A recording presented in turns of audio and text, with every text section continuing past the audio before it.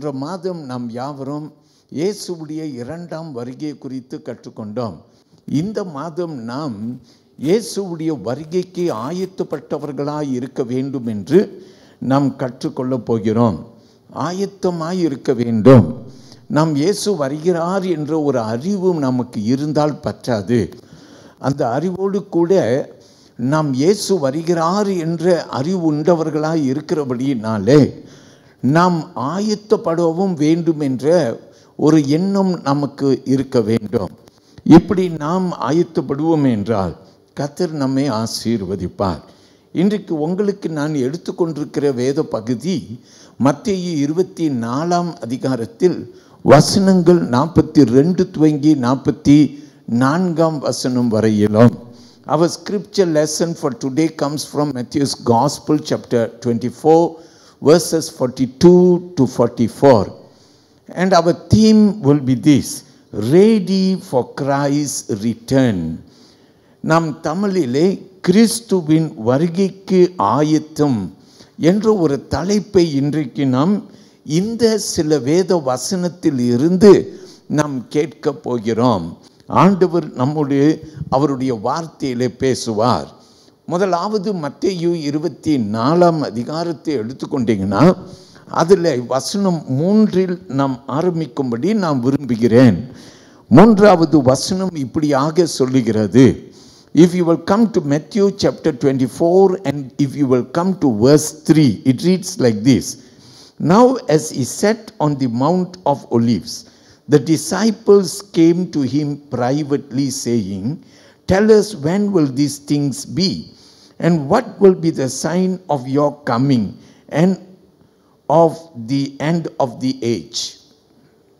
பின்பு அவர் ஒலிவ மலையின் மேல் உட்கார்ந்திருக்கையில் சீஷர்கள் அவரிடத்தில் தனித்து வந்து, இவைகள் எப்பொழுது சம்பவிக்கும்? உம்முடைய வருகைக்கும் உலகத்தின் முடிவுக்கும் அடையாளம் என்ன? எங்களுக்கு சொல்ல வேண்டும் என்றார்கள். ஆண்டவருக்கு மகிமை. ஒலிவ மலையிலே இயேசு சீஷர்களோடு இருந்தபோது, அப்போது சீஷர்கள் இயேசு இடத்திலே 2 கேள்விகளை கேட்டார்கள். முதலாவது அந்த வசனத்திலே இப்படியாய் பார்க்கிறோம். There were 2 questions that the disciples asked Jesus in verse 3. The first question was this: Tell us, when will these things be? இது எப்போது சம்பவிக்கும் என்று முதலாவது ஆன கேள்வி. இரண்டாவதான கேள்வி, look at the following in that verse. It says, And what will be the sign of your coming and of the end of the age? உம்முடைய வருகைக்குரிய அடையாளங்கள் என்ன? அப்படின்னா இயேசுவே உம்முடைய வருகைக்குரிய நேரம் அது எப்போ, மற்றும் அதுக்குரிய அடையாளங்கள் என்ன? When will this be? They wanted to know the time, and they wanted to know that the signs that accompany is coming. ஆண்டவருக்கு மகிமை உண்டாக. இயேசு அவருடைய வருகையின் அடையாளங்களை குறித்து பேசினார். அதோடு கூட சேர்த்து அவருடைய வருகையின் நேரத்தை குறித்து கேட்டபோது, நேரத்தை குறித்து அவர்களிடத்திலே அவர் பேசின வார்த்தைகள் நாம் காணப்போகிறோம். என்னோடு கூட வாருங்கள். வசனம் 42 துவங்கி வசனங்கள் 44 வரையிலும். I will read. Look at that verses.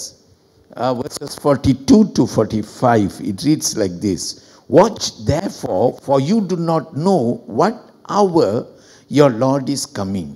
But know this, that if the master of the house had known what hour the thief would come, he would have watched and not allowed his house to be broken into.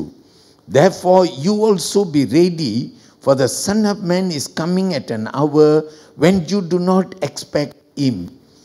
Who then is a faithful and wise servant, whom his master made ruler over his household, to give him food in due season? நாம் கேட்போம். உங்கள் ஆண்டவர் இன்ன நாளிலே வருவார் என்று நீங்கள் அறியாதிருக்கிறபடியினால் விழித்திருங்கள். திருடன் இன்ன ஜாமத்தில் வருவான் என்று வீட்டு எஜமான் அறிந்திருந்தால் அவன் விழித்திருந்து தன் வீட்டை கன்னமிட ஒட்டான் என்று அறிவீர்கள். நீங்கள் நினையாத நாளிகளே மனுஷகுமாரன் வருவார். ஆதலால் நீங்களும் ஆயத்தமாயிருங்கள். ஏற்ற வேளையில் தன் வேலைக்காரருக்கு போஜனம் கொடுத்து அவர்களை விசாரிக்கும்படி எஜமான் வைத்த உண்மையும் விவேகமுள்ள ஊழியக்காரன் யாவான். நம்ம மீன் சொல்லுவோம். வசனம் 44 கவனியுங்கள். 44ஆம் வசனம் சொல்லுகிறது. Look at verse 34. Therefore you also be ready, for the Son of Man is coming at an hour when you do not expect him. நீங்கள் நினையாத நாளிகையிலே மனுஷகுமாரன் வருவார், ஆதலால் நீங்களும் ஆயத்தமாயிருங்கள். ஆமென். தேவனுக்கு மகிமை உண்டாவதாக. மனுஷகுமாரன் எப்போ வருவார்? நீங்கள் நினையாத நாளிலே வருவார். நீங்கள் எதிர்பார்க்காத நேரத்திலே வருவார். ஆதலால் நீங்கள் எப்படி இருக்க வேண்டுமாம்? காத்திருக்க வேண்டும்.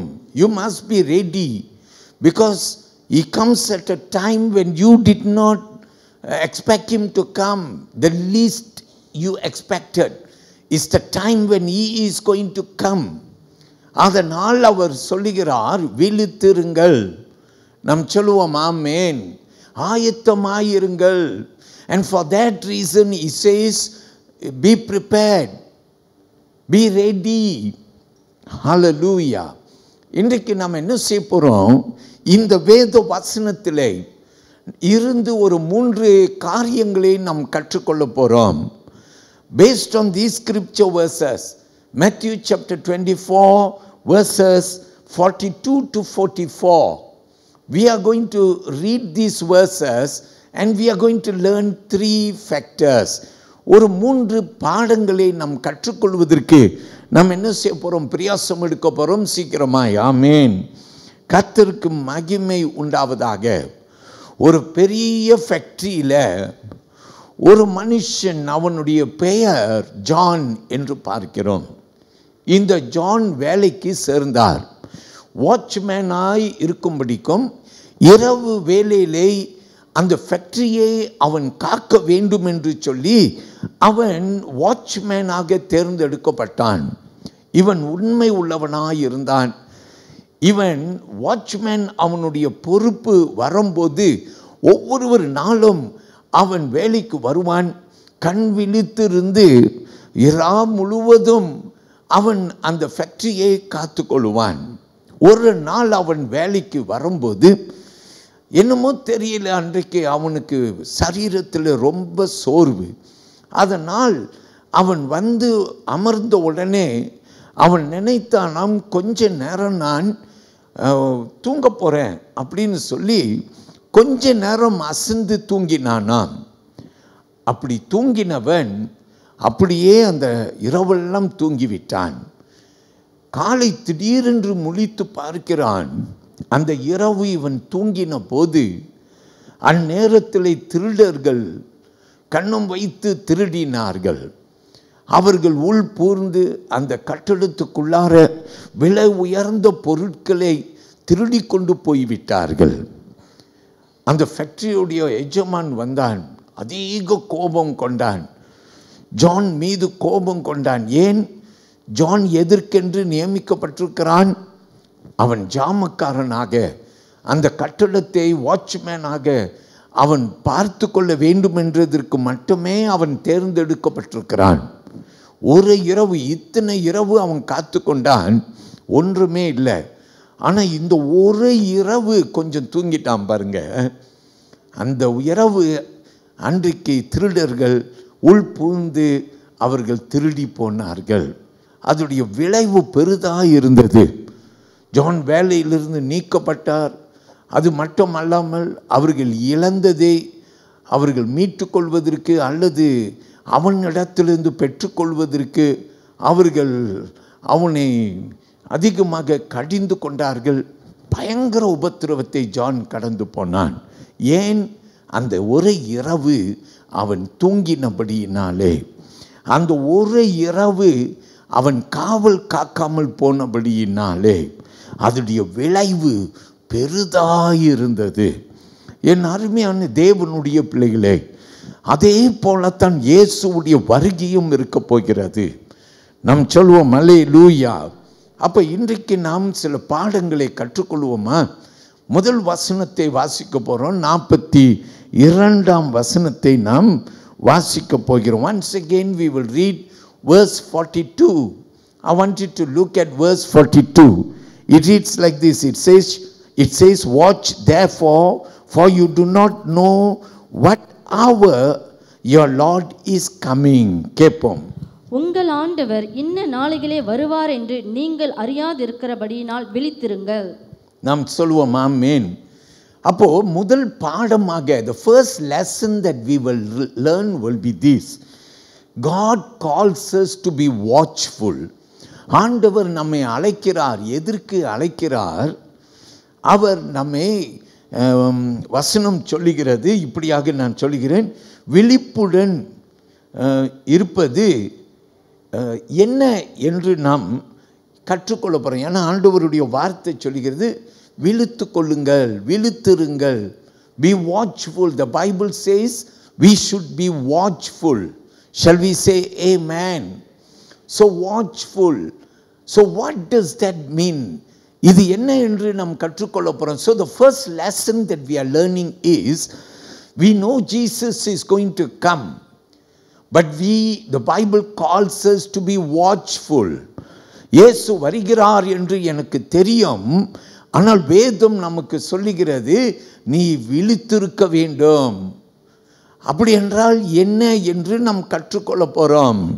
எல்லாரும் சொல்லுங்கள் அல்லேலூயா. So we have to understand what the Bible is teaching us. It is teaching us to be watchful, for because Christ Jesus is indeed coming. Say amen. இயேசு மெய்யாகவே வருகிறார். அல்லேலூயா. இது நம்ம செவியிலே தொனிக்க வேண்டும். நாம் ஒவ்வொருவரும் அறிய வேண்டும், கிறிஸ்தவன் அறிய வேண்டும், இயேசு வருகிறார். அதனால் நாம் காத்திருக்க வேண்டும். Every Christian must know Jesus is coming. Indeed he is coming. And so the Bible calls us and it says, be watchful. Shall we say amen? So we are going to learn to understand what does it mean that we should be watchful. நாம் விழித்திருக்க வேண்டும், காத்திருக்க வேண்டும் என்றால் அது என்ன என்று நாம் கற்றுக்கொள்ள வேண்டும். So for you to understand it, we have to go into the scripture and find out as to how we can understand this word called watchfulness. Shall we say amen? கர்த்தருக்கு மகிமை. நாம் என்ன செய்ய வேண்டுமாம்? காத்திருக்க வேண்டும். அப்போ நம்பர் 1, காத்திருப்பது என்றால் என்ன? அல்லேலூயா. என் கூட வேதத்திலே நீங்கள் எடுத்தீங்கன்னா 1 கொரிந்தியர் புஸ்தகத்திலே 16ஆம் அதிகாரத்திற்கு வாருங்கள். Come with me to 1 Corinthians chapter 16. 1 கொரிந்தியர் 16ஆம் அதிகாரத்திலே அங்கே வசனம் 13 கவனியுங்கள். Come, let's listen to this verse. It says, watch, stand fast in the faith. Be brave, be strong. நாம் கேட்போம். விழித்திருங்கள், விசுவாசத்திலே நிலைத்திருங்கள், புருஷராயிருங்கள், திடன் கொள்ளுங்கள். நாம் ஆமென் சொல்லுவோமா? விழித்திருங்கள், விசுவாசத்திலே எப்படி இருங்கள்? வாசிமா. விசுவாசத்திலே நிலைத்திருங்கள், புருஷராயிருங்கள். விசுவாசத்திலே நிலைத்திருங்கள், புருஷராய் இருங்கள், திடன் கொள்ளுங்கள். திடன் கொள்ளுங்கள். ஆமென். அல்லேலூயா. So காத்திருங்கள். Once again the Bible calls us, where Paul writes to the Corinthian church and he says, be watchful. Shall we say amen? So நம்ம காத்திருக்கணுமா? We must be alert. So it is a call for us to be watchful. So what do we understand? நாம் என்ன அறிந்து கொள்கிறோம் என்றால், காத்திருக்க வேண்டும். எப்படி காத்திருக்க வேண்டும்? 2 விதமான காத்திருப்பது உண்டு. இப்போ தான் நம்முடைய கிறிஸ்மஸ் முடிஞ்சிச்சு, கேரல்ஸ் வீடு வீடாய் போனோம். ஒவ்வொரு வீட்டிலும் இந்த நாளில் கேரல்ஸ் வராங்கன்னு உடனே எல்லாரும் வீட்டை திறந்து கேரல் குழுவினர் வருகிறதற்கு கண் விழித்து காத்திருந்தார்கள். 12 மணிக்கு போகிறதா இருந்தாலும், நீங்கள் 10 மணிக்கு படுக்கிற ஆளாக இருந்தாலும் எப்படியோ தட்டி தடுமாறி நீங்கள் 12 மணி வரைக்கும் நம்ம கேரல் குழுவினர்கள் வர காத்திருந்தீர்கள். அப்போது இந்த காத்திருப்பது இயற்கையான உலக கண்ணோட்டம். ஆனால் வேதம் சொல்லுகிறது இயேசுவுடைய வருகைக்கு காத்திருங்கள். அப்போ இயேசுவுடைய வருகைக்கு காத்திருங்கள் அப்படின்னா ஆவிக்குரிய ஒரு காத்திருப்பதை குறித்து வேதம் சொல்லுகிறது. ஆவிக்குரிய ரீதியிலே காத்திருக்க வேண்டும். இன்றைக்கு இருக்கிற உலகத்திலே நம் அநேகர் உலக சிந்தை உடையவர்களாக உலக காரியங்களையே நாடிக்கொண்டிருக்கிறோம். In today's world, we are spiritually not ready. We are spiritually not watchful. So it is not the physical watchfulness, but it is the spiritual watchfulness. We are not watchful because we are so engrossed with the affairs of the world. And so we forget that we should be spiritually watchful, alert. Amen. காத்திருக்க வேண்டும், எண்ணம் கொண்டவர்களாய் இருக்க வேண்டும். இயேசு வருகிறார். அல்லேலூயா. நாம் காத்திருக்க வேண்டும். ஸோ இன்றைக்கு முதல் பாடமாக நாம் கற்றுக்கொள்கிறோம். இதை பவுல் மறுபடியும் எபேசியர் சபைக்கு எழுதுகிறார். Paul writes about it to the Ephesians church.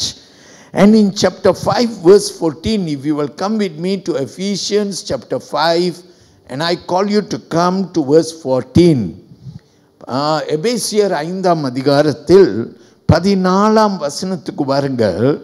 அங்கே பவுல் எழுதுகிறார், therefore he says, awake you who sleep, arise from the dead, and Christ will give you light. கேட்போம். ஆதலால் தூங்குகிற நீ விழித்து, ஆகையால் தூங்குகிற நீ விழித்து, மரித்தோரை விட்டு எழுந்திரு, மரித்தோரை விட்டு எழுந்திரி, அப்பொழுது கிறிஸ்து உன்னை பிரகாசிப்பார் என்று சொல்லி இருக்கிறார். ஆமேன். அப்பொழுது கிறிஸ்துவனை என்ன செய்வாராம்? பிரகாசிப்பார். ஆமேன். ஹல்லேலூயா.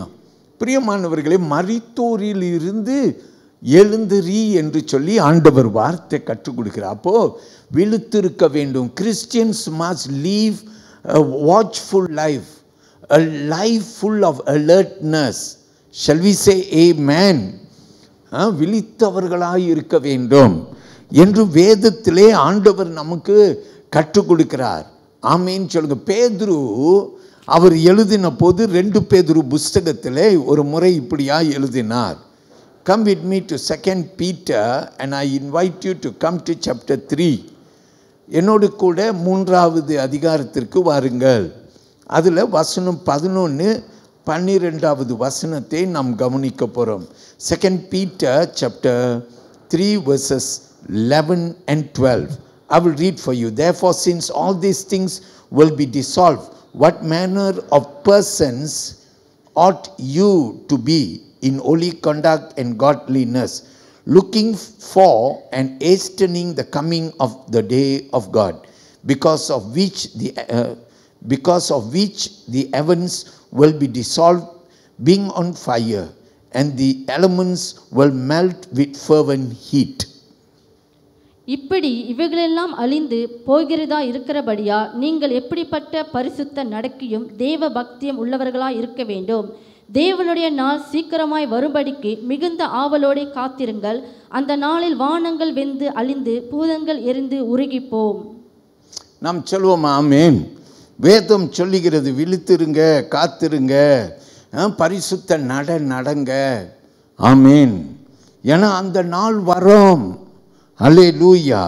So the Bible gives us a simple description of how the day will be. Amen. Hallelujah. இந்த பூமி வெந்துருகி சாம்பலாய் போகும். Hallelujah. So பிரியமானவர்களே, வேதம் நமக்கு கற்றுக் கொடுக்குது நம்ம எப்படி இருக்கணும், விழித்திருக்கணும். இன்னொரு வார்த்தையில் ரொம்ப சிம்பிளாக சொன்னால் உஷாராக இருக்கணும். ஆமேன். வேலையில் நம்ம உஷாராக இருக்கணும், படிப்பில் உஷாராக இருக்கணும். அதே போல் நம்முடைய கிறிஸ்தவ வாழ்க்கையில் நம்ம எப்படி இருக்கணும், உஷாராக இருக்கணும். அதை தான் ஆண்டவர் சொல்லுகிறார். யதார்த்தமாக இருக்கக்கூடாது. கிறிஸ்தவன் எப்படி இருக்கணும், அவன் விழித்தவனாய் இருக்க வேண்டும்.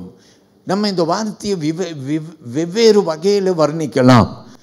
விழித்திருக்க வேண்டும், ஜாக்கிரதையாக இருக்க வேண்டும், ஆயத்தமாக இருக்க வேண்டும் என்றெல்லாம் நாம் சொல்லலாம். You can describe the word watchfulness in many different ways. You can also say that you must be ready, you must be alert. Shall we say amen? பிரியமானவர்களே, அந்த நாள், அல்லேலூயா.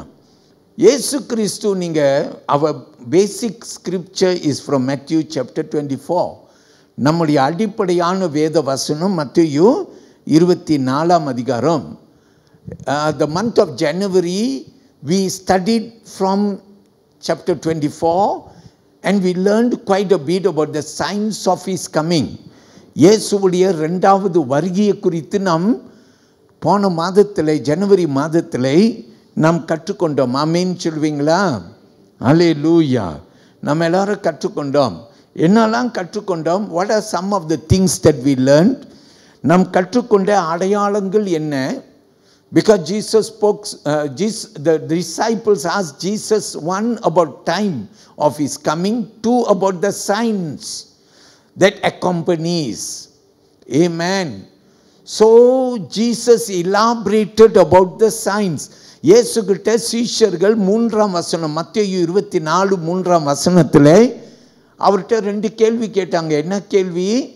அவர்கள் கேட்டார்கள், உம்முடைய வருகையின் நாள் அது எப்போது என்று கேட்டார்கள். 2வது கேட்டார்கள், அதன் அடையாளங்கள் என்ன?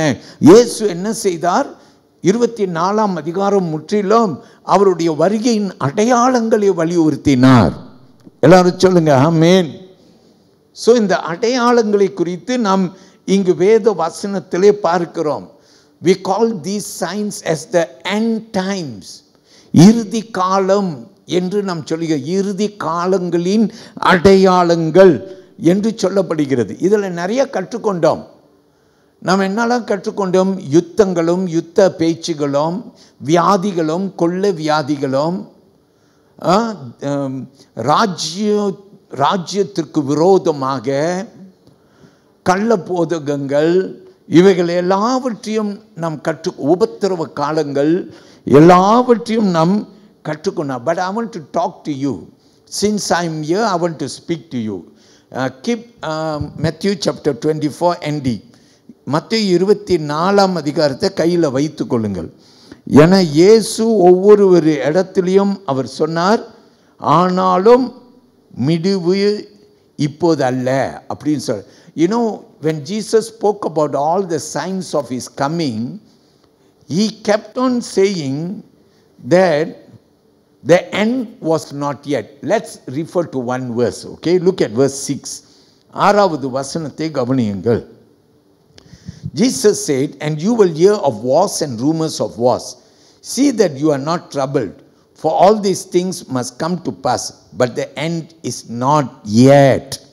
வாசிங்க பார்க்கலாம். யுத்தங்களையும் யுத்தங்களின் செய்திகளையும் கேள்விப்படுவீர்கள், கலங்காதபடி எச்சரிக்கையாயிருங்கள்.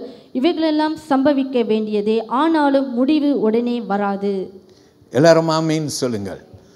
So when Jesus was giving us all the signs, he kept saying that these are only the signs, but yet the end is not yet.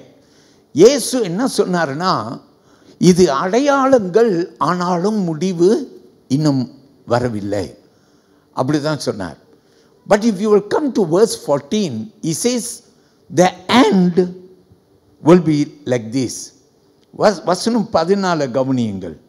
Look at verse 14. And this gospel of the kingdom will be preached in all the world as a witness to all the nations, and then the end will come. கேப்போம். ராஜ்யத்தினுடைய இந்த சுவிசேஷம் பூலோகம் எங்குமுள்ள சகல ஜாதிகளுக்கும் சாட்சியாக பிரசங்கிக்கப்படும், அப்போது முடிவு வரும். எல்லாரும் ஒரு ஆமீன் சொல்லுங்க. எப்போது முடிவு வரும்? ராஜ்யத்தின் சுவிசேஷம் உலகம் எங்கும் ஸ்தாபிக்கப்படும் போது முடிவு வரும். அல்லேலூயா. நம்ம எல்லாருக்கும் நல்லா தெரியும், இந்த நவீன உலகத்திலே இயேசுடைய ராஜ்யத்தின் சுவிசேஷம் வேகமாக பிரசங்கிக்கப்பட்டு கொண்டிருக்கிறது. சொல்லுங்க ஆமேன். இந்த நவீன உலகத்திற்கு முன்பு தனிப்பட்ட நபர்களாக நம் ஒவ்வொரு இடங்களில் போய் சுவிசேஷம் சொல்லணும். இப்போ நம்ம இங்கே இருந்துக்கிட்டு பாருங்கள், இப்போ ஒளி நாடா நேரடி ஒளிபரப்பில் நம்முடைய செய்திகள் போய் கொண்டு இருக்கிறது. ஆமேன்னு சொல்லுவோம். நம் செய்தி போகிறது. உலகத்தில் எந்த பகுதியிலையும் யாரும் இப்போது இந்த செய்தியை கேட்கலாம். இது தமிழ் ஆராதனையாக இருக்கிறபடினாலே உலகத்தில் எந்த பகுதியிலே எந்த தமிழ் ஜனங்கள் இருந்தாலும் அவர்கள் இந்த செய்தியை கேட்டுக்கொண்டிருக்கலாம். எல்லாரும் ஆமேன்னு சொல்லுங்க. அல்லேலூயா. அப்போ இன்றைக்கு உலகத்தை நம் ஒளிநாடாக்களிலே நம்முடைய செய்திகளை பிரபலப்படுத்தலாம். ஆமேன். பைபிள் சொல்லுது, உலகத்தின் கடைசி பரியந்தமும் சுவிசேஷம் பிரஸ்தாபிக்கப்பட்ட பின்பு முடிவு வரும். எல்லாரும் ஆமேன்னு சொல்லுங்க. ஹல்லேலூயா. பிரியமானவர்களே, இயேசு இதைத்தான் சொன்னார். அதாவது சுவிசேஷம், இயேசுவுடைய நற்செய்தி உலகம் எங்கும் பிரஸ்தாபிக்கப்பட வேண்டும். ஏன்னா ஒருவனும் கெட்டு போகக்கூடாது. ஆண்டவருடைய ஒரே விருப்பம் என்ன தெரியுமா? ஒருவனும் கெட்டு போகக்கூடாது. உன் வீட்டார் கெட்டு போகக்கூடாது, உன் பிள்ளைகள் கெட்டு போகக்கூடாது, உன் கணவர் கெட்டு போகக்கூடாது, உன் மனைவி கெட்டு போகக்கூடாது. நம்ம எல்லாரும் கெட்டு போகாதபடிக்கு நம்ம மேலே பொறுமையாக இருக்கிறாராம். எல்லாரும் சொல்லுங்க ஹல்லேலூயா. பொறுமையாக இருக்கிறார். என் அருமையான தேவனுடைய பிள்ளையே, இந்த வார்த்தையை நம்ம கேட்டால் இன்றைக்கு இயேசுவுடைய வருகையின் காலம் என்று உச்சரிக்கப்படுகிறது. ஊழியக்காரர்கள் எல்லாரும் சொல்லுகிறார்கள், இயேசு வருகையின் காலத்தில் நாம் வாழ்ந்து கொண்டிருக்கிறோம். ஏன்னா சுவிசேஷம் எங்கும் பிரஸ்தாபிக்கப்பட்டு கொண்டிருக்கிறது. வலது கையை உயர்த்தி ஒரு ஆமேன்னு சொல்லுங்க. இன்னொரு வசனத்தை உங்களுக்கு நான் சுட்டி காட்டும்படி விரும்புகிறேன். இப்படி இருந்தாலும் இயேசு காலத்தையும் நேரத்தையும் குறித்து பேசும்போது சீஷர்கள் கிட்ட சொல்றாரு, காலத்தையும் நேரம், அதாவது என் வருகை எப்போது இருக்கும் என்றால் சுவிசேஷம் எங்கும் பிரஸ்தாபிக்கப்படும் போது. ஆனாலும் அவருடைய சீஷர்கள் கேட்டது, அது எப்போ? அல்லேலூயா. நிறைய பேர் எப்போ இயேசுடைய வருகை, எல்லாரும் நேரத்தையும் காலத்தையும் அறியும்படி விரும்புகிறாங்க. இயேசு ரொம்ப சிம்பிளாக சொல்லிட்டாரு, அவருடைய வருகை ஒரு திருடனுடைய வருகையை போல் இருக்கும். எல்லாரும் சொல்லுங்க ஆமேன். Everyone wants to know when Jesus will come. But Jesus has clearly said it. He has said that his coming will be like the coming of a thief. Shall we say amen? Alright, பிரியமானவர்களே, வசனம் 36க்கு வாருங்கள். Come to verse 36. In 36 Jesus says this, but of that day and hour no one knows, no, not even the angels of heaven, but my Father alone. கேளுங்கள். அந்த நாளையும் அந்த நாளிகையும் என் பிதா ஒருவர் தவிர மற்றொருவனும் அறியான், பரலோகத்தில் உள்ள தூதர்களும் அறியார்கள். எல்லாரும் ஆமீன் சொல்வோம். ஹல்லேலூயா. அந்த நாளை யாரும் அறிய மாட்டார்கள். என் தகப்பன் ஒருவர் மட்டுமே அறிவார். அது நாளையாக இருக்கலாம், நாளை மறுநாளாக இருக்கலாம், அது அடுத்த வாரமாக இருக்கலாம். ஹல்லேலூயா. ஹல்லேலூயா.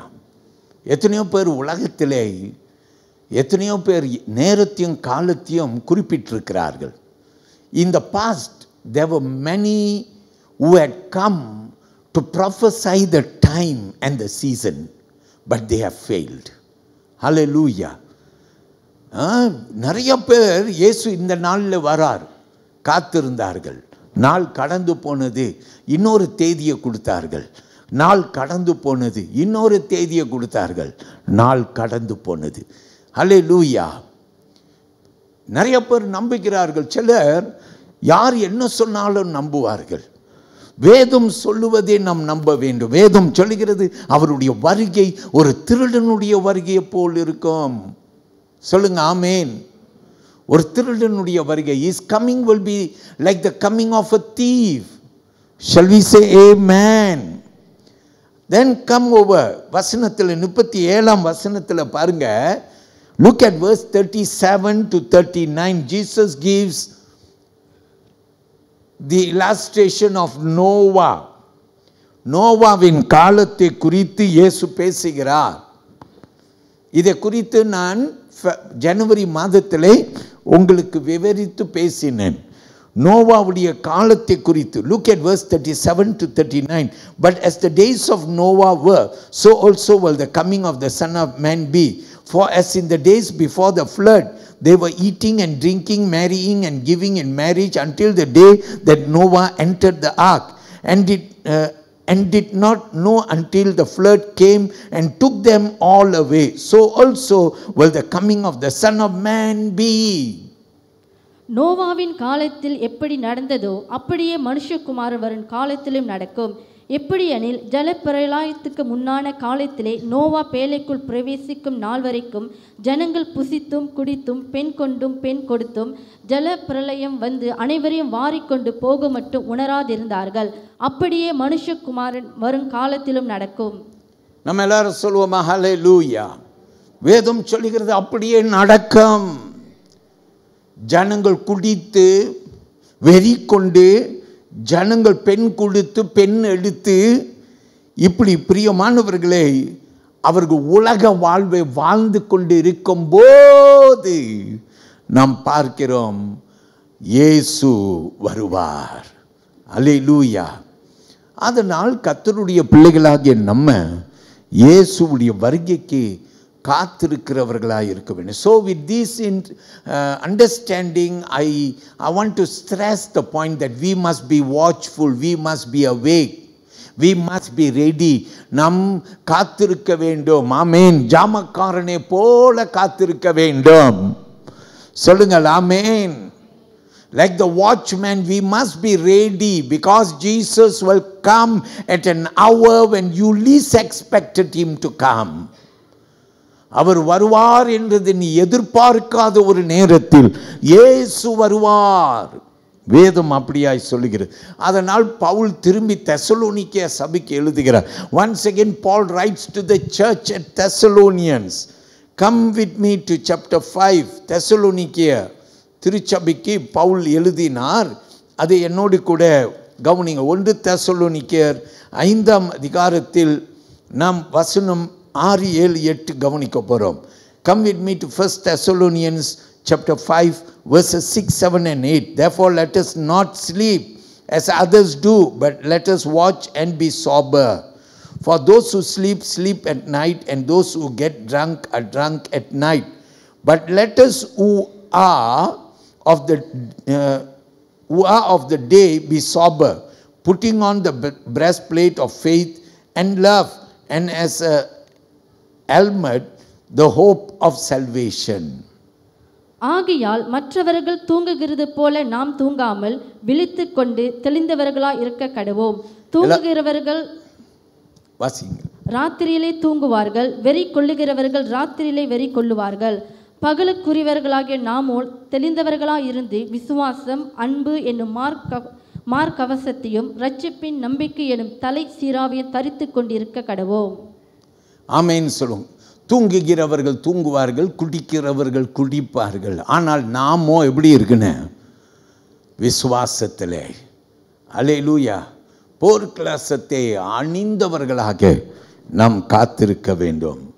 ஆமென். இன்னொரு முறை ரோமர் புஸ்தகத்தில் எழுதுகிறார். ரோமர் புஸ்தகத்தில் 13ஆம் அதிகாரத்தில் முதல் 11வது வசனத்தை கவனிங்க. In Romans chapter 13 and verse 11.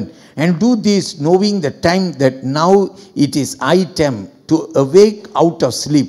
For now our salvation is nearer than when we first believed. கவனியுங்கள். நித்திரையை விட்டு எழுந்திருக்கத்தக்க வேலை ஆயிற்று என்று நாம் காலத்தை அறிந்தவர்களாய் இப்படி நடக்க வேண்டும். நாம் விசுவாசிகளான போது ரட்சிப்பு சமீபத்தில் இருந்ததை பார்க்கிலும் இப்பொழுது அது நமக்கு அதிக சமீபமாய் இருக்கிறது. எல்லாரும் ஆமென் சொல்லுங்க. ரட்சிப்பின் காலத்தில் ஒரு 40 வருஷத்திற்கு முன்பு, 50 வருஷத்திற்கு முன்பு நான் ரட்சிக்கப்பட்டேன்.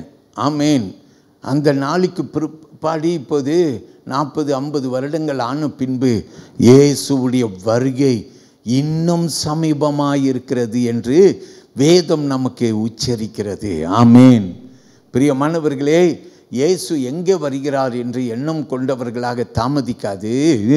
அவர் வருகை சமீபம். ஒவ்வொரு நாளும் இயேசுவுடைய வருகை சமீபம் என்று காத்திருக்கிறவர்களாக கர்த்தருடைய பிள்ளைகள் காத்திருக்க வேண்டும். வலது கையை உயர்த்தி ஒரு ஆமேன்னு சொல்லுங்கள். இப்போ 2வது பாடத்தை நாம் கற்றுக்கொள்ள போகிறோம். மத்தேயு 24ஆம் அதிகாரம் 13வது வசனத்தை நாம் 43வது வசனத்தை நாம் கவனிக்க போகிறோம். Come with me to Matthew chapter 24 and let's read verse 43. It says, "But know this, that if the master of the house had known what hour the thief would come, he would have watched and not allowed his house to be broken into." நாம் கேட்போம். திருடன் இன்ன ஜாமத்தில் வருவான் என்று வீட்டெஜமான் அறிந்திருந்தால் அவன் விழித்திருந்து தன் வீட்டை கன்னமிட ஒட்டான் என்று அறிவீர்கள். எல்லாரும் ஆமீன் சொல்ல. நான் 2வது பாடமாய் உங்களுக்கு நான் கற்றுக் கொடுக்க விரும்புகிறது, இயேசுவின் வருகை ஒரு மர்மம். ஏன்னா இயேசு சொல்கிற திருடனுடைய வருகையை போல் இருக்கும். திருடன் அறிவிச்சிட்டு வர மாட்டான். நம்ம ஒரு கூட்டம் சர்ச்சில் நடத்தினா அந்த கூட்டத்திற்கு கைப்பிரதி வெளியிடுகிறோம், எல்லாருக்கும் அறிவிக்கிறோம். கூட்டத்துக்கு இந்த கைப்பிரதியை பார்த்து எல்லாரும் வந்து ஆசீர்வாதத்தை பெறணுண்டு. திருடன் அப்படி வருவானா? திருடன் அறிவிச்சிட்டு வருவானா? பெம்ப்ளெட் போட்டு வருவானா? உங்கள் இந்த வீட்டுக்கு இந்த விலாசத்துக்கு நான் வரப்போகிறேன், திருட போகிறேன், இந்த நேரத்திலே நான் வருவேன், இப்படிலாம் சொல்லுவானா? சொன்னால் என்ன ஆகும்? வீட்டு எஜமான் ஆவலாய் காத்திருப்பான், எதிர்பார்ப்போடு காத்திருப்பான். அல்லேலூயா. அப்போ நம்ம உறங்குகிற டைமில் திருட வந்துடுவான். அதே போல தான் இயேசு நமக்கு இங்கே சொல்லுங்க, என் வருகை இருக்கும். அப்போ நம்ம என்ன கற்றுக்கொள்கிறோன்னா, அவருடைய வருகையின் நாள் எனக்கு தெரியாது, அது மர்மம். ஆமென். அல்லேலூயா. Jesus' return is a mystery. Because Jesus says a thief will never announce of his coming. He will come at a time you least expected. So likewise will my coming be. So what do we understand? The coming of Jesus is a mystery to all of us. To all of us. அது ஒரு மர்மம். எந்த ஊழியக்காரனும் எவ்வளோ பெரிய ஊழியக்காரனாக இருந்தாலும் நேரத்தையும் காலத்தையும் அவன் நியமிப்பானே என்றால் அவன் கள்ளப்போதகன் ஆவான். All of a sudden, one day, Pastor Robert announces and says, you know, the Lord is coming in the year 2025 and he is coming on the 25th of December. Hallelujah. ஒருவேளை பாஸ்டர் உங்களை கவர்ச்சியாய் பேசி வசனத்தை கொடுத்து பேசி அப்படி பேசினாலும் வேதம் சொல்லுகிறது அவருடைய வருகை திருடனுடைய வருகை போல அது மர்மமாக இருக்கும். உடனே உங்களுக்கு தெரிஞ்சிட வேண்டியதான், பாஸ்டர் ராபர்ட் பாண்டியனுக்கு என்னமோ லூஸ் ஆகிருச்சு. அல்லேலூயா. 4 நேரத்தெல்லாம் கொடுக்குறாரு. பைபிள் சொல்லுகிறது அது பிதாவானவர் ஒருவருக்கு தான் தெரியும். அல்லேலூயா. தேவ தூதனுக்கும் தெரியாதான், யாருக்கும் தெரியாதான். ஆமேன். No one else knows. சொல்லுங்க ஆமேன். So we must understand that it is a mystery. Say amen. Hallelujah. Hallelujah. ஏன் இயேசு அவருடைய வருகையை குறித்து பேசும்போது ஒரு திருடனுடைய வருகையை போல் இருக்கும் அப்படின்னு சொல்கிறார். ஆமேன். இதுக்கு பைபிளில் நான் இதுக்கு விளக்கம் கொடுத்தேன். அதாவது திருடன் அறிவிச்சிட்டு வரமாட்டான் அப்படின்னு நான் ஒரு விளக்கம் கொடுத்தேன். இதை நம்ம கவனிப்போமா? 2 பேதுரு புஸ்தகத்தில் 3ஆம் அதிகாரத்தில் மீண்டுமாக 2 Peter chapter 3 and verse 10. Amen.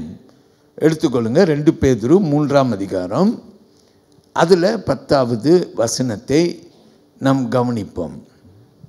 கர்த்தருடைய நாள் இரவிலே திருடன் வருகிற விதமாய் வரும், அப்பொழுது வானங்கள் மடமட என்று அகன்று போம். கர்த்தருடைய வருகை ஒரு திருடனுடைய வருகை போல் இருக்கும். அப்பொழுது வானங்கள் மடமட என்று அகன்று போம், பூதங்கள் வெந்து உருகி போம், பூமியும் அதிலுள்ள கிரியைகளும் எரிந்து அழிந்து போம். எல்லாரும் ஆமீன் சொல்லுவோம். அல்லேலூயா. அல்லேலூயா. கர்த்தருக்கு ஸ்தோத்திரம். பிரியமானவர்களே, வேதம் நமக்கு முன்பு வாசித்தது போல சொல்லுகிறது அவருடைய வருகை எப்படி இருக்குமா? அல்லேலூயா. திருடனுடைய வருகை எப்படி அவன் நாள் திடீரென்று சரியா? வானம் மடுமடுன்னும் எல்லாம் மாறிடும்.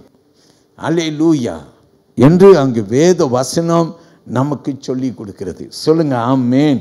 இன்னொரு வேத வசனத்தை எடுங்க. லூக்கா 12ஆம் அதிகாரத்தில் இயேசுடைய போதனையிலே கற்றுக்கொள்ளும். Luke's gospel chapter 12. I want you to come to verse 39 and 40. It goes like this, but know this, that if the master of the house had known what hour the thief would come, he would have watched and not allowed his house to be broken into. Therefore, you also be ready, for the Son of Man is coming at an hour you do not expect. கேட்போம். திருடன் இன்ன நேரத்தில் வருவான் என்று வீட்டெஜமானுக்கு தெரிந்திருந்தால் அவன் விழித்திருந்து தன் வீட்டை கன்னமிட ஒட்டான் என்று அறிந்திருக்கிறீர்கள். அந்தபடியே நீங்கள் நினையாத நேரத்தில் மனுஷகுமாரன் வருவார். ஆகையால் நீங்களும் ஆயத்தமாய் இருங்கள் என்றார்.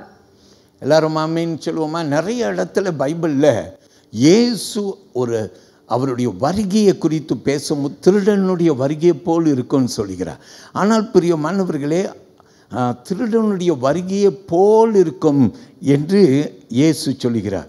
அவர் திருடன் அல்ல, அவர் திருடனுடைய வருகை எப்படி இருக்குமோ அப்படி அவருடைய வருகை இருக்கும் என்று சொல்கிறார். I mean, he is not the thief that he is saying that I will come like a thief.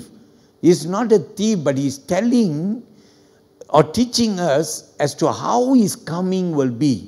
His coming will be like the coming of a thief. Shall we say amen? Appa, what do you understand by that?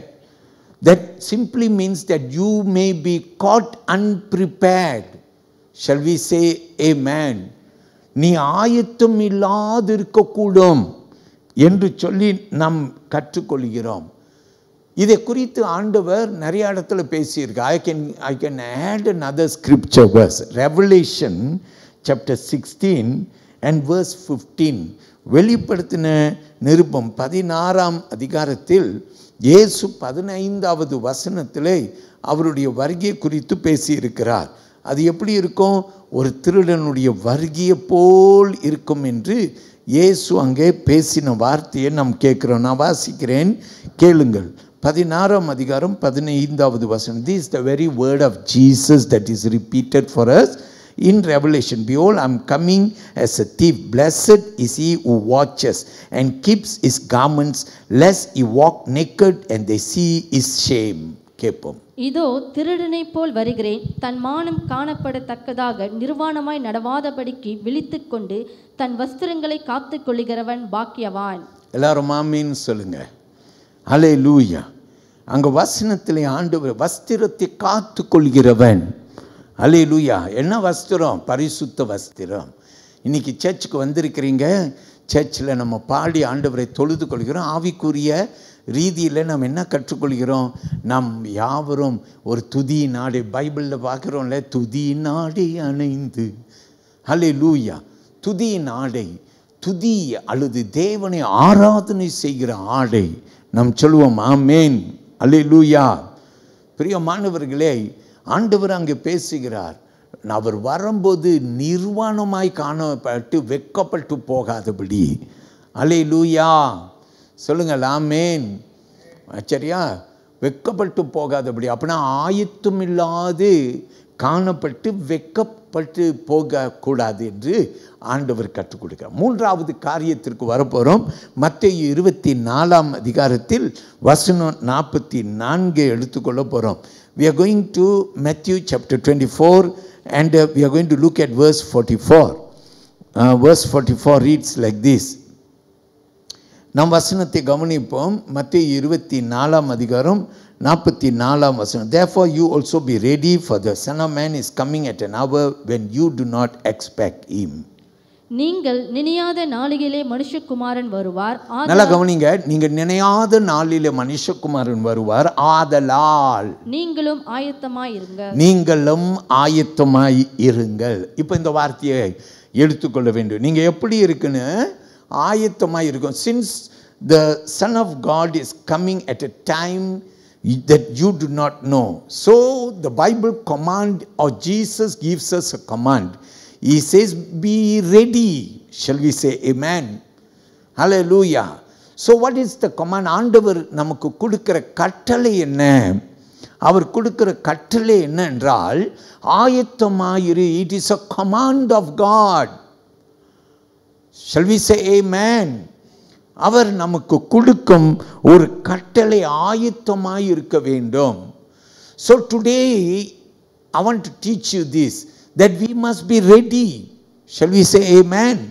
ஆயத்தமாய் இருக்கணுமா? அப்போ ஆயத்தமாய் எப்படி இருக்கிறது?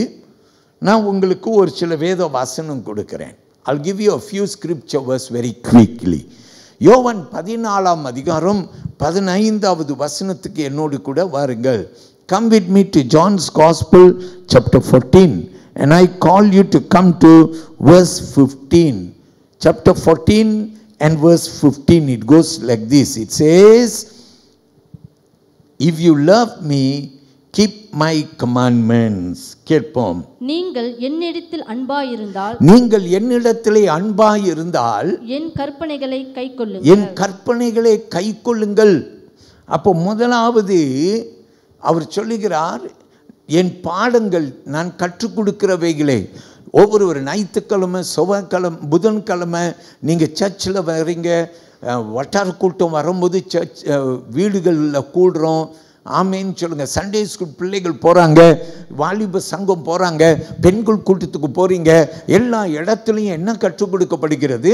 இந்த வேதம் கற்றுக் கொடுக்கப்படுகிறது.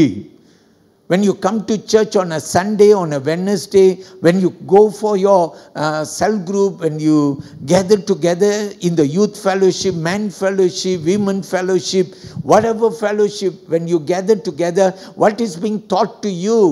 The word of God is being taught to you. Shall we say amen?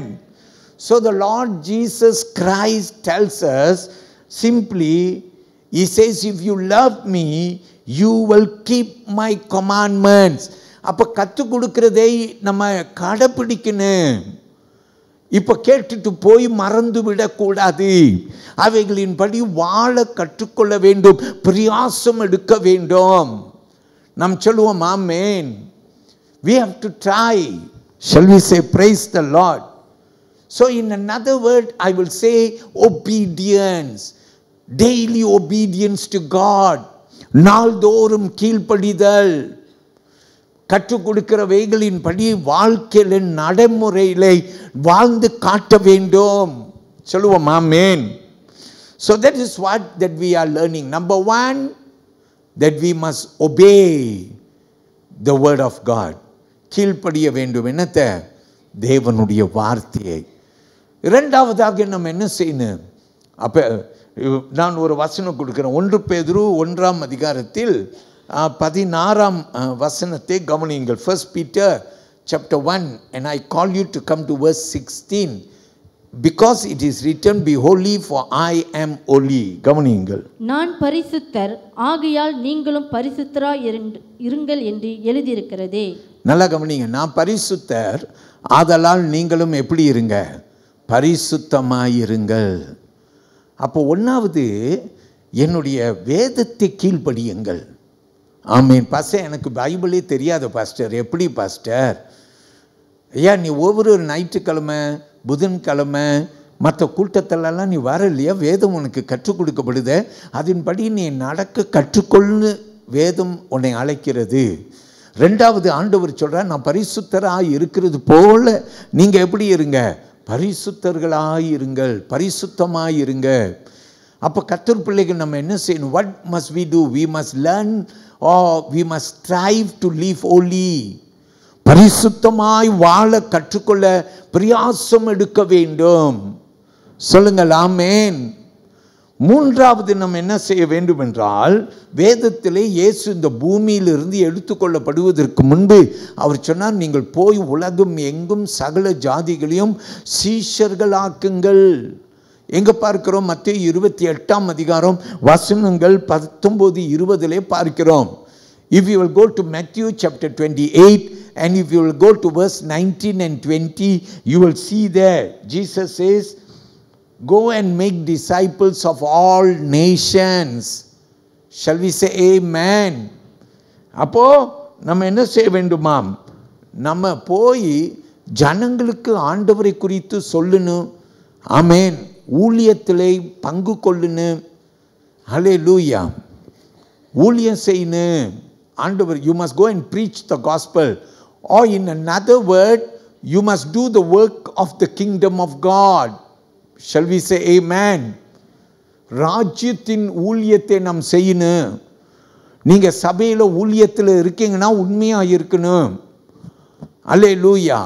அது மூப்பர் ஊழியமா, அது ஒருவேளை நீங்கள் சபையின் சில ஊழியத்தின் கண்காணியாளர்களாய் அல்லது பொறுப்பாளராய் இருக்கிறீங்களா? அல்லேலூயா. அந்த ஊழியத்தை கண்ணும் கருத்துமாய் செய்ய வேண்டும். ஆமென். So you must do something for the Lord. You must be kingdom builders. We must strive to work for the kingdom of God. So number one, God calls us to obedience. Obey my command, obey my word. Number two, he says, as I am holy, be holy. And number three, he says, go out and share about the gospel or the kingdom of God. ஊழியம் செய்யுங்கள். கடைசியாய் நாலாவது காரியமாய் அவர் நமக்கு சொல்லுகிற வார்த்தை, ஜெபம் பண்ணுங்க. பைபிளில் நிறைய இடத்துல ஆண்டவர் விழித்து இருந்து ஜெபம் பண்ணுங்கன்னு சொல்றார். லூக்கா 21ஆம் அதிகாரத்தில் 36ஆம் வசனத்துக்கு வந்தீங்கன்னாக்கா, லூக்கா 21ஆம் அதிகாரம், if you will come with me to Luke's Gospel chapter 21, and if you will come to verse 36, 21 and 36, it reads like this: watch therefore and pray always that you may be counted worthy to escape all these things that will come to pass and to stand before the Son of Man. ஆகையால் இனி சம்பவிக்க போகிற இவைகளுக்கெல்லாம் நீங்கள் தப்பி மனுஷகுமாரனுக்கு முன்பாக நிற்க பாத்திரவான்களாக எண்ணப்படுவதற்கு எப்பொழுதும் ஜெபம் பண்ணி விழித்திருங்கள் என்றார். ஹல்லேலூயா. எல்லாரும் சொல்லுவோம் ஆமென். ஹல்லேலூயா. என்னை கேட்ட கர்த்தருடைய பிள்ளைகளே, நீங்கள் ஆசீர்வாதமாய் இருப்பீர்கள். நீங்கள் ஆசீர்வாதமாய் இருப்பீர்கள். பைபிளில் ஆண்டவர் இப்படி காத்திருக்கிறவர்களுக்கு அவர் சொல்லுகிற ஒரு வார்த்தை, those who are ready, who wait for the coming of the Lord. In Luke chapter 12 verse 37, லூக்கா 12ஆம் அதிகாரம் 37வது வசனத்துக்கு வந்தோன்னா, ஆண்டவர் அங்கே நமக்கு ஒரு அழைப்பு கொடுக்கிறார். Look at Luke's Gospel chapter 12 verse 37. Blessed are those servants whom the master when he comes will find watching. Assuredly I say to you that he will gird himself and have them sit down to eat and will come and serve them. கவனியுங்கள். எஜமான் வரும்போது விழித்திருக்கிறவர்களாக காணப்படுகிற ஊழியக்காரரை பாக்கியவான்கள். நல்லா கவனிங்க. ஆண்டவர் சொல்லுவோம் ஆசீர்வாதம் என்ன தெரியுமா? அவர் வரும்போது விழித்திருந்து காத்திருந்தவர்கள் பாக்கியவான்கள். ஆமேன். எல்லாரும் வலது கையை உயர்த்தி ஒரு ஆமீன் சொல்லுங்க. ஹல்லேலூயா. விழித்திருந்து காத்திருந்தவர்கள் பாக்கியவான்கள்.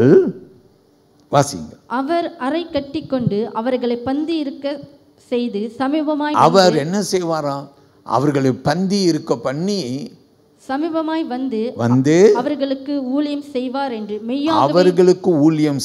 என்று மெய்யாகவே உங்களுக்கு சொல்லுகிறேன். எல்லாரும் ஆமீன் சொல்லுங்க. ஆண்டவர் அவர் நமக்கு பணி செய்வாராம். ஆமீன். பிரியமான தேவனுடைய பிள்ளைகளே, கர்த்தருக்கு மகிமை செலுத்துங்கள். வேதத்தில் இவ்வளோ நமக்கு அவர் சொல்லி கொடுத்திருக்கிறாரே, அவர் நிச்சயமாய் வருகிறார். வலது கையை உயர்த்தி ஒரு ஆமீன் சொல்லுங்கள். இறுதியாக வெளிப்படுத்தின நிருப புஸ்தகத்தில் இறுதி அதிகாரத்திற்கு வந்தீங்கன்னாக்கா, if you will come to Revelation, the last chapter, and in the last chapter, just before the last verse, a couple of verse before, if you will come to verse 12, 12வது வசனத்துக்கு வந்தீங்கன்னா, Jesus says, and behold, I'm coming quickly, and my reward is with me to give to everyone according to his work. கேட்போம். இதோ சீக்கிரமாய் வருகிறேன், அவனவனுடைய கிரியைகளின்படி அவனவனுக்கு நான் அளிக்கும் பலன் என்னுடனே கூட வருகிறது. எல்லாரும் இந்த கையை உயர்த்தி ஒரு ஆமீன் சொல்லுங்க. அதி சீக்கிரமாய் வருகிறேன், அவன் கிரியைக்கு தக்க பலனளிக்க நான் வருகிறேன். கர்த்தருடைய பிள்ளைகளே, உலகம் 1000 சொல்லட்டும், உலகம் பின்மாற்றத்துக்கு போகட்டும். நீ நம்பி இருந்தவர்கள், ஒருவேளை சிலர் விசுவாசத்திலே உனக்கு முந்தி இருந்தவர்கள் இப்போ உனக்கு பின்னால போய் கொண்டிருக்கிறார்கள் வைத்துக்கோ. அவர்களை பார்த்து நீ பின்னுக்கு போயிடாத, நீ முன்னோக்கி வா. ஏன்னா இயேசு மெய்யாக வருகிறார். நம்ம எல்லாரும் எழுந்து நிற்க போகிறோம், ஆண்டவருக்கு மகிமை செலுத்த போகிறோம். வாருங்கள், என் கூட ஒரு பாடல் பாடுங்கள், காணிக்க செலுத்துவோம். அது பின்பு ஒரு ஜெபம் பண்ணுறேன். முன்புறத்தில் வருகிறவர்கள் உங்களுக்கு நான் ஜெபம் பண்ணுவேன்.